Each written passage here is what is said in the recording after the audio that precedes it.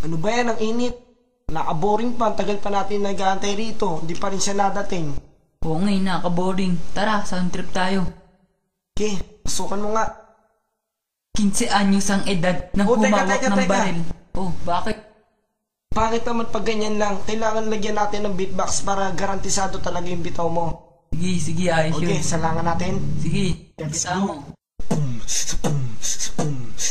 15 anyos ang edad nang humawak ng baril. Imbes na matutunan ko humawak ng lapis at papel, na pag-isip-isipan ko na mag-aral ng mabuti pan sa aking paglaki. Maitama ang ugali sa pagiging pusakal. Dala ko ang 10 utos ibinigay na may kapal. Ang pagkamulat sa mali, hindi ang aking kagustuhan, kus ito ay tinadana upang aking pagdaanan. Dahil ang katulad ko sa kamalian ay namulat, gustuin ko mang itago mga natamo na sugat. Kaso pag bumabalik sa mura kong kaisipan, ang lahat ng mga nangyari sa aking nakaraan na nagbigay kasiraan dito sa aking talang buhay. Pero nandito pa rin ako at hindi bumibigay sa mga problema ng buhay na sa akin ay naghihintay, dahil may Panginoon na sa akin ay gumagabay.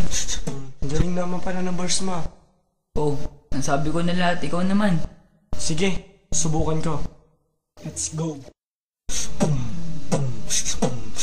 Isa ako sa mata pobre, hindi makaya ang level. Ang aking buhay itinerlo ko sa lapis at papel. Kung saan nagkumpisa ang kikilahok ko sa may tugmaan, kahit medyo kinapo sa talo pa sa talastasan. Di ito ang buhay na aking mabuti pinangarap. Ilang beses nabigo parang natakluban na ulap. Minsan uuwi ka pang walang pagkaing nakalatag. Nagmistulang madilim ang buhay ko parang nabulag. Sa sarili kong gawa na naisulat ng kamay, parang pinagtagping isulat. Nagmistula kong tulay at sa pagsulok na nilagpasan ay di nagpadala, na parang hangin tinangay ang kapalaran sa iba. Ilang taon pa ang binilang araw na inaksaya. Pangarap ko'y di maabot, ang layo ay ilang dita. Na sana ay maparinig ang kantong to sa karamihan. Lumaking isang maralita medyo makasalanan.